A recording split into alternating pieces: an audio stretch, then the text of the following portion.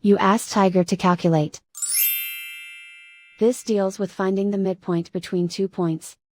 The midpoint between the 2 points is negative 2.56. Let's solve it step by step. Plot the 2 points and calculate the midpoint using the formula. The coordinates of point 1 are, x1 equals negative 16, y1 equals 61.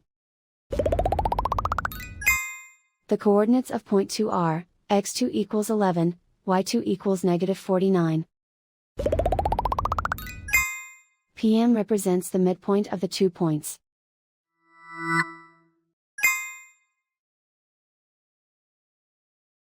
Use the x values in the midpoint formula to find the midpoints x. x1 equals negative 16. x2 equals 11.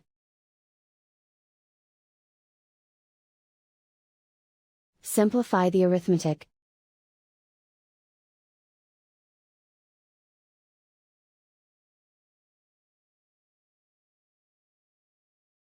Use the y values in the midpoint formula to find the midpoints y. y1 equals 61. y2 equals negative 49. Simplify the arithmetic.